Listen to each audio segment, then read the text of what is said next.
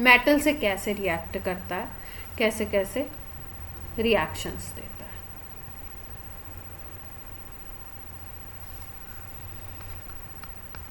ये third part है आपका प्रॉपर्टीज का।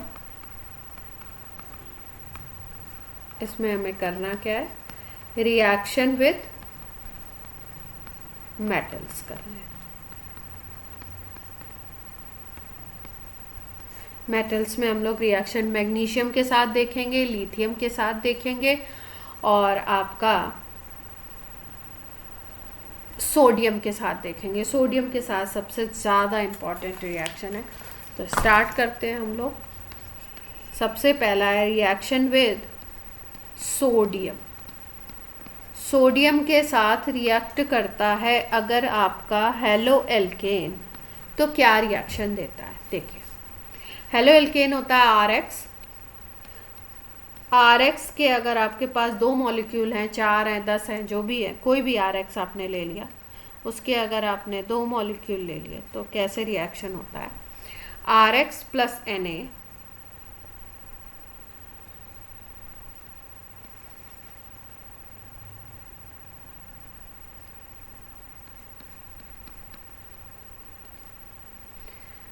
और अगर इसी का RX का दूसरा मॉलिक्यूल है तो उसको हम लोग ऐसे लिखते हैं, और ये रिएक्शन होता है ड्राई ईथर मीडियम में।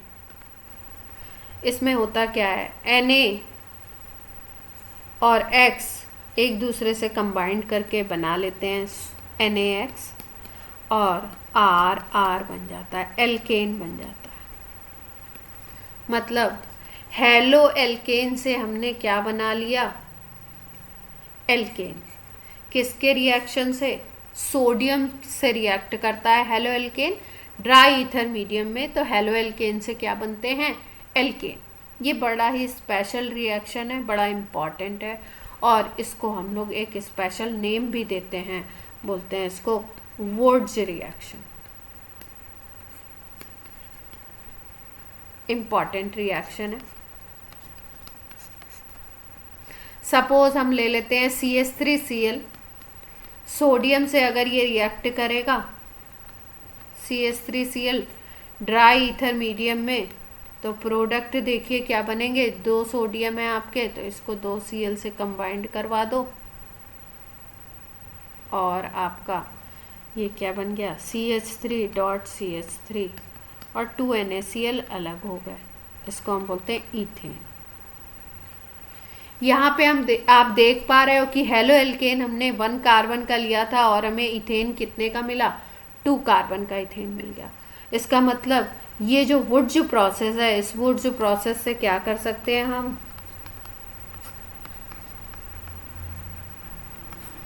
नंबर ऑफ कार्बन इंक्रीज कर सकते हैं। जैसे आपने C2H5Br ले लिया, एक हेलो एल्केन। आवाज सबको आ रही है, क्लियर है? और इसी C2H5Br का, भाई आप रिएक्शन में एक मॉलिक्यूल तो लेते नहीं हो, कई सारे मॉलिक्यूल लेते हैं, दूसरा मॉलिक्यूल है, तो ये अगर ड्राई ईथर मीडियम में आपस में रिएक्ट करते हैं तो ये NaBr के फॉर्म में निकल जाता है, और यहाँ पे बन जाएगा CH3 CH2 CH2 CH3। मतलब यहाँ पे तो हमने 2 कार्बन का हेलो एल्केन लिया था, और यहाँ पे 4 कार्बन का क्या बन गया, एल्केन। देख पा रहे हैं, वुड्स रिएक्शन से हमने बना लिया ब्यूटेन, और ये क्या था, इथाइल ब्रोमाइड। सिंपल है रिएक्शन, कुछ कॉम्प्लिकेटेड है?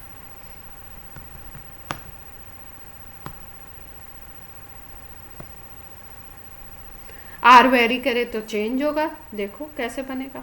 अब जैसे ये केस था, इसमें 2 कार्बन से हमने क्या बनाया, 4 कार्बन। अब पहला वाला जो हमने लिया था 1 कार्बन का लिया था, यहाँ 1 कार्बन का हमने सबस्ट्रेट लिया था, और हमने 2 कार्बन का एल्केन बनाया था, देख पा रहे हैं। तो इसका मतलब 1 से 2, 2 से 4 और 3 कार्बन का लोगे तो आपका 6 कार्बन का बनेगा।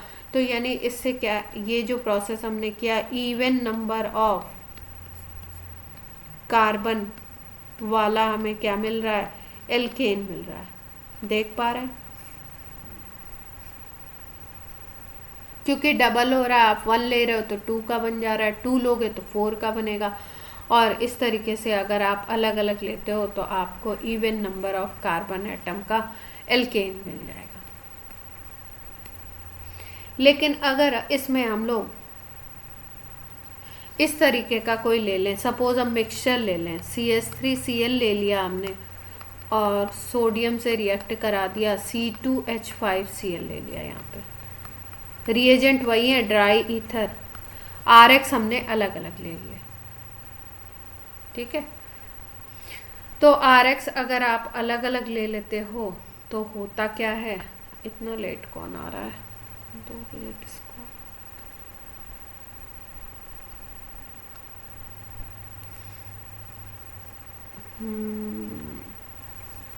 RX अगर आप ये ले लेते हो तो क्या होता है,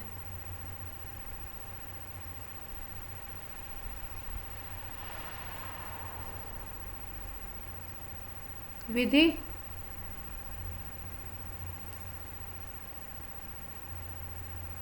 अपना 11th का ग्रुप है ना, उसमें आप डाल दो 4 PM पे होगा मोल कॉन्सेप्ट का क्लास, ठीक है। अभी कोई क्लास नहीं है, मैसेज डाल दो। तो अगर आप इस तरीके के लेते हैं ना, तो इस तरीके में देखो क्या बनता है, मिक्सचर ऑफ प्रोडक्ट बनते हैं। कैसे मिक्सचर ऑफ प्रोडक्ट बनेंगे, देखो जैसे ये CH3Cl लिया, C2H5Cl लिया, तो भाई अगर इस रिएक्शन को केवल फोकस करो तो आप देख पा रहे हो कि ये अपना ये रिमूव हो जाएगा 2NaCl, और ये CH3CH2CH3 बन जाएगा, प्रोपेन बन जाएगा।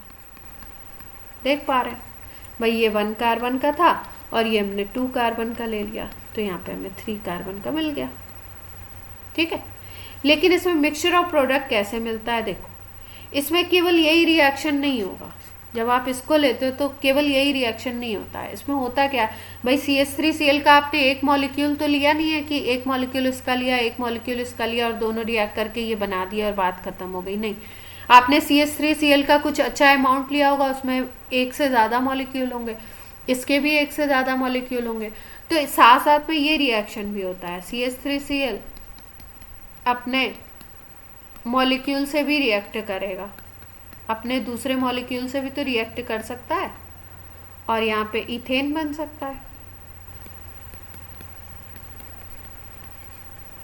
और C2H5Cl भी अपने दूसरे मॉलिक्यूल से रिएक्ट कर सकता है। तो इसमें अगर हम देखें तो इसमें हमें मिक्सचर ऑफ प्रोडक्ट मिलने लगते हैं, मतलब कई सारे मिलेंगे आपको।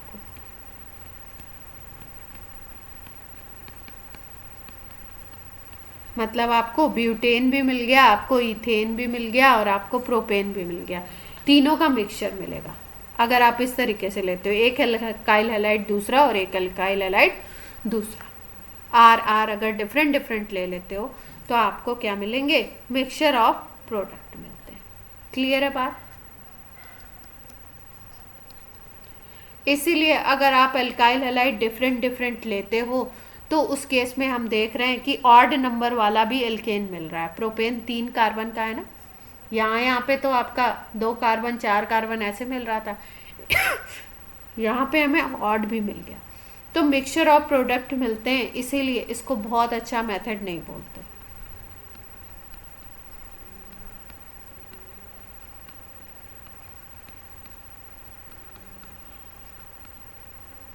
प्रिपरेशन ऑफ एल्केन के लिए बहुत अच्छा मेथड नहीं बोलेंगे।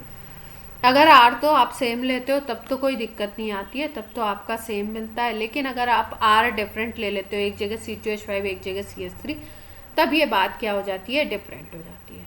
क्लियर है बात। वुड्स रिएक्शन समझ में आया।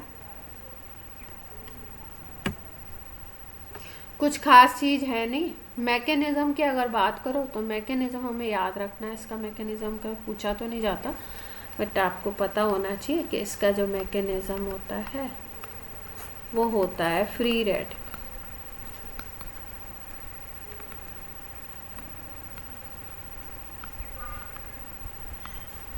अच्छा, ये वुड्स रिएक्शन है ना। अब इसी के साथ साथ 2 रिएक्शंस और पढ़ लेते हैं हम लोग, हेलो एल्केन में नहीं है, हेलो एरीन में। तो पढ़ लेते हैं यहीं पे, क्योंकि इसी तरीके का एक होता है वुड्ज फिटिक और दूसरा होता है फिटिक रिएक्शन। पैटर्न एकदम सेम है। एक को वुड्ज फिटिक बोलते हैं। भाई वुड्ज रिएक्शन था तो हमने आर लिया था, आर जो था ये क्या था, एलिफेटिक था। आर जो था ये एल्काइल हैलाइड था, हेलो एल्केन था, मतलब ये आर क्या था, एलिफेटिक कंपाउंड होगा।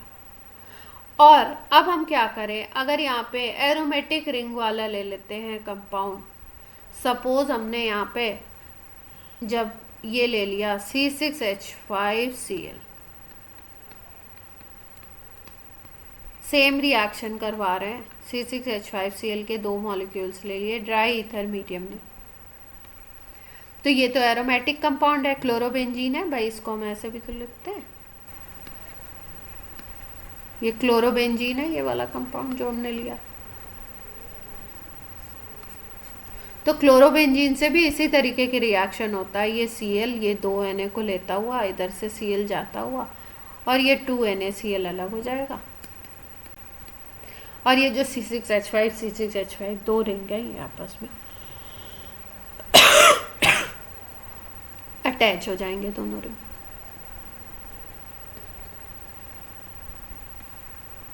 क्लियर है बात? बाइफिनाइल बोलते हैं इसको। तो मतलब आर अगर आप एरोमेटिक ले लेते हो, ठीक है, तो उस रिएक्शन को बोलते हैं फिटिक रिएक्शन। लेकिन अगर आप आर लेते हो एलिफेटिक, दोनों आर आपके एलिफेटिक होते हैं, तो वुड्ज बोलते हैं। अब यहाँ पे देखो, अगर तीसरा रिएक्शन हम देखें तो तीसरा रिएक्शन बोल दिया गया वुड्ज फिटिक, मतलब दोनों का मिक्सचर है। तो एक आप ले लो एरोमेटिक वाला, एक क्लोरोबेंजीन ले लिया, और दूसरा क्या करो, एलिफेटिक वाला ले लो, ये वाला ले लिया। अब ड्राई ईथर मीडियम में करा दिया रिएक्शन, तो अब ये CH3 और ये जो ग्रुप है इसने कंबाइंड करना है, NaCl अलग हो जाना है।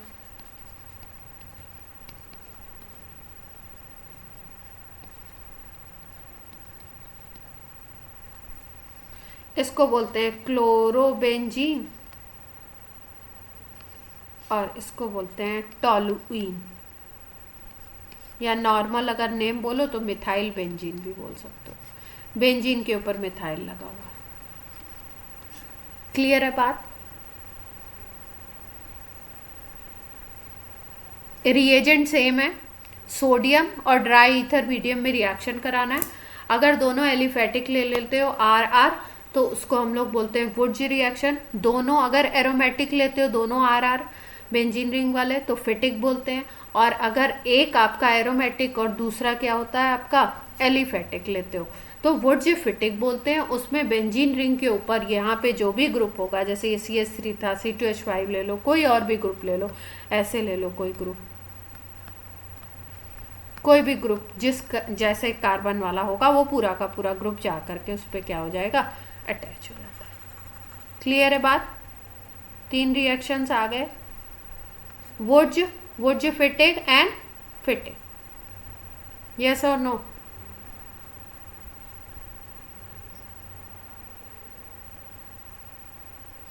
इम्पॉर्टेंट रिएक्शन है ये, वुड्ज और वुड्ज फिटिक एंड फिटिक। बोर्ड में 1-2 तो पूछ ही देते हैं साथ साथ। अब देखो, अब नेक्स्ट रिएक्शन है अपना रिएक्शन विद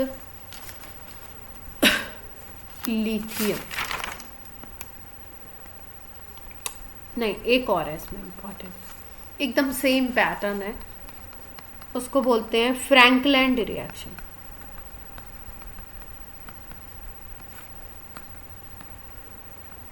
फ्रैंकलैंड रिएक्शन देखो क्या है, सब कुछ सेम है, केवल सोडियम की जगह पे हमें क्या यूज़ करना है फ्रैंकलैंड में, जिंक मेटल यूज़ की जाती है, बाकी सब कुछ सेम है।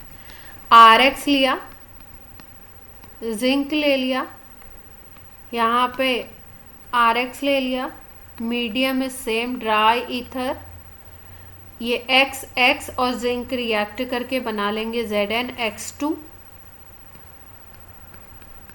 और आर कंबाइंड करके क्या बना लेंगे, एल्केन।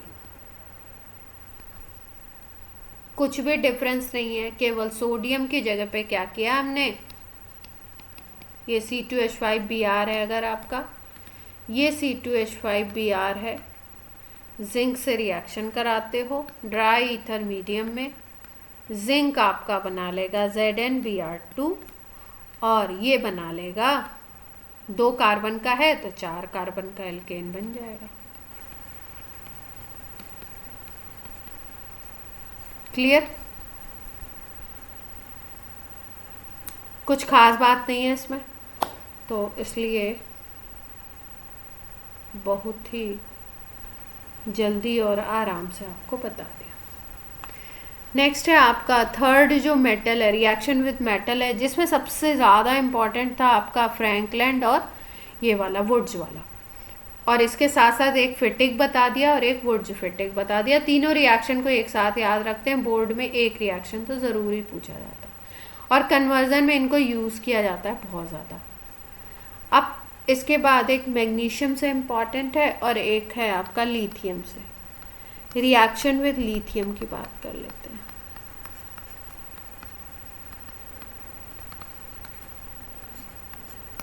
टाइम बता दीजिएगा आप लोग। 14 मिनट। अच्छा, लिथियम से रिएक्शन बहुत ही छोटा सा है। RX lithium, medium is same, dry ether.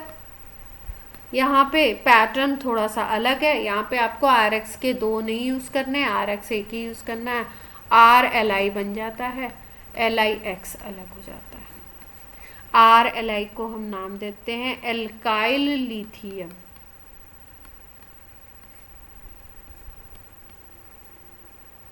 Clear है बात इस कंपाउंड को?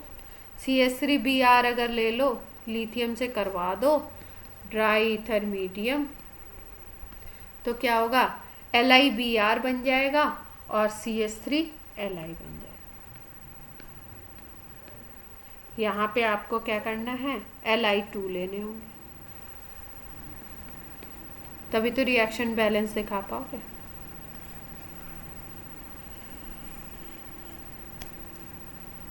तो इसको क्या बोलोगे, इसको एल्काइल लिथियम बोल रहे थे, तो इसको क्या नाम दे देंगे, मिथाइल लिथियम। क्लियर है बात?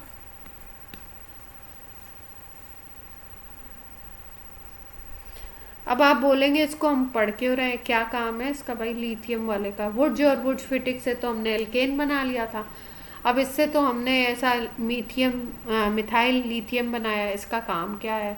इसका बड़ा काम आता है एक जगह पे, ये जो आपका RLi है, अगर इस कंपाउंड को हम लोग रिएक्ट करवा देते हैं कॉपर आयोडाइड से, क्यूप्रस आयोडाइड बेसिकली बोलते हैं,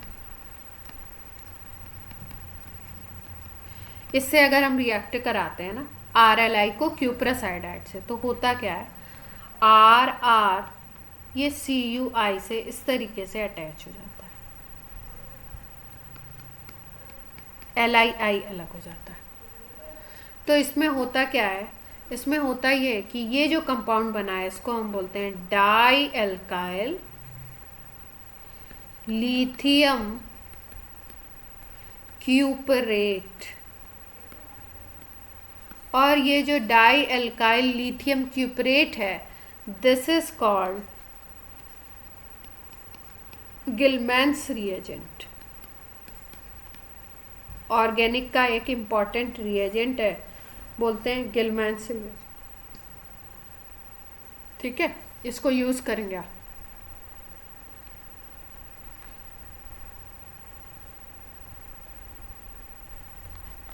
अरे अरे अरे अरे, यहाँ पे देखो आयोडीन लगा दिया ना लिथियम की जगह पे गलती से। ये CuI तो एक ही लिया था, वो तो LiI के साथ चला गया। अब ठीक है, वो गलती से हमने Li नहीं लगाया, I लगा दिया। ठीक, तो ये गिलमैन्स रिएजेंट होता है। रिएक्शन अपना यहीं तक का था, रिएक्शन विद लिथियम।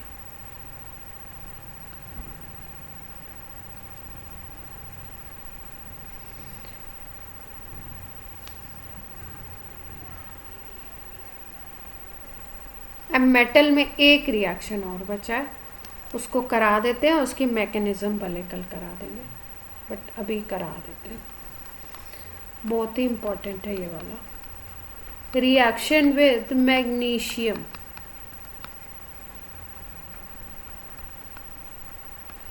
जब भी मैग्नीशियम के साथ रिएक्शन होता है,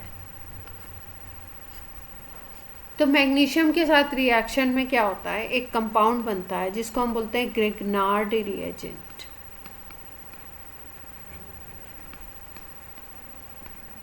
और ये जो ग्रिग्नार्ड रिएजेंट है, ये बहुत ही इंपॉर्टेंट रिएजेंट है। इससे बहुत सारे कंपाउंड ऑर्गेनिक के बनाए जा सकते हैं। अब ये है क्या ग्रिग्नार्ड रिएजेंट? अगर हम बोले बात करें तो ये होता है RMgX बोलते हैं इसको। ग्रिग्नार्ड रिएजेंट का अगर हम बोले जनरल फॉर्मूला तो क्या है, RMgX है भाई। इसमें आप CH3MgBr भी बोल सकते हो, C2H5Mg, मतलब R को चेंज कर सकते हो, X को भी चेंज कर सकते हो। ये सारे क्या हैं आपके ग्रिग्नार्ड रिएजेंट। बने कैसे हैं? जब RX की रिएक्शन होती है, कैसे फॉर्मेशन होता है इनका, तो RX का जब रिएक्शन करवाते हो किसके साथ, मैग्नीशियम के साथ, तो ये बन जाता है RMgX। इसको हम बोलते हैं ऑर्गेनो मेटेलिक कंपाउंड। ठीक है, अभी हम लोग चैप्टर नंबर 9 पढ़ेंगे ना, कोऑर्डिनेशन कंपाउंड, वहाँ पे सुनेंगे इसका नाम। ऑर्गेनो मेटेलिक कंपाउंड क्यों बोला? देखो, ऑर्गेनो, ऑर्गेनिक का मतलब है कार्बन की बात की जा रही है, और कार्बन का किसके साथ कंपाउंड बना हुआ है, मेटल के साथ। मेटल इसमें कौन सी है, मैग्नीशियम। तो कार्बन के साथ मेटल का कंपाउंड है ये, इसलिए इसको एक ऑर्गेनोमेटेलिक कंपाउंड भी बोलते हैं, RMgX को। क्लियर है इतनी बात?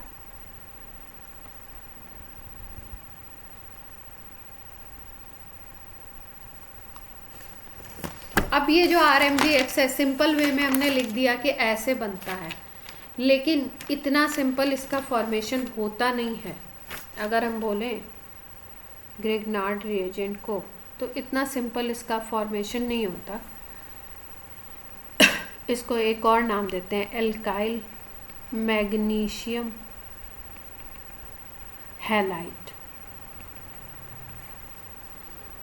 और फॉर्मेशन की अगर बात करें तो फॉर्मेशन कैसे होता है, सिंपल वाला तो आज बता ही दें आपको।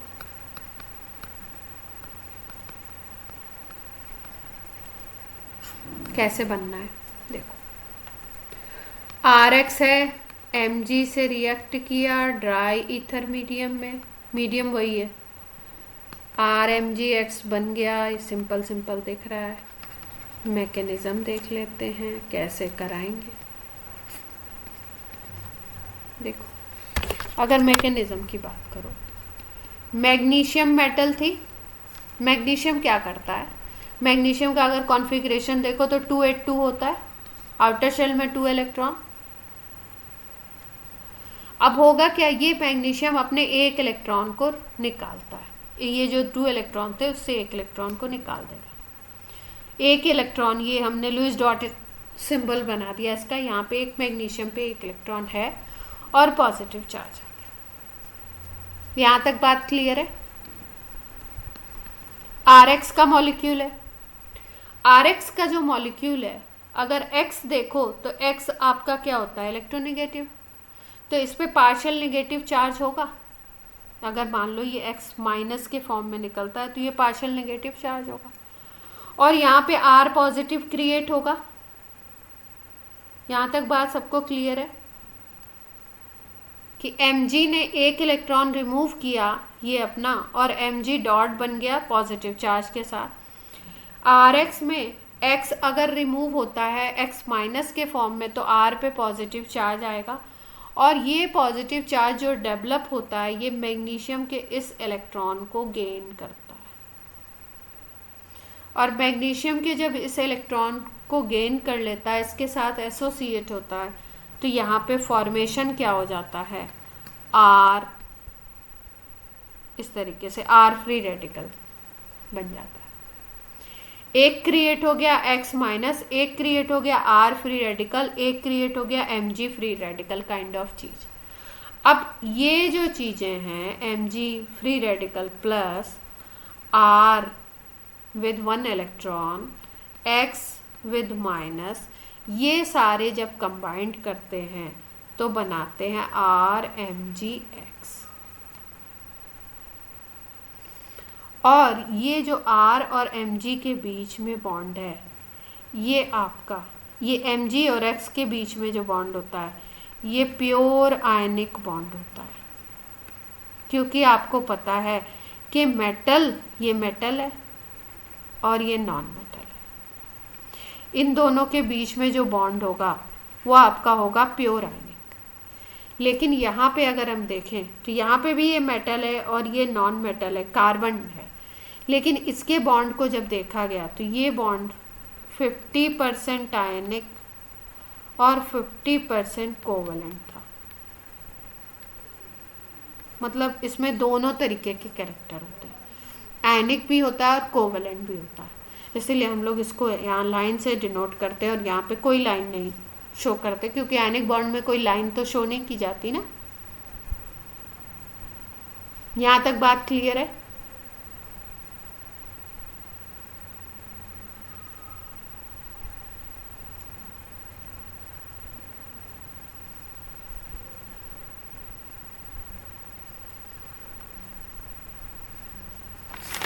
बच्चा पार्टी ऐसा है कि अब हम लोग क्लास को कर देते हैं ऑफ। इसमें 1-2 पॉइंट रह गए हैं RMgX में, RMgX को नेक्स्ट टर्न पे क्लियर करते हुए फिर हेलो एरिन स्टार्ट करें, ठीक है?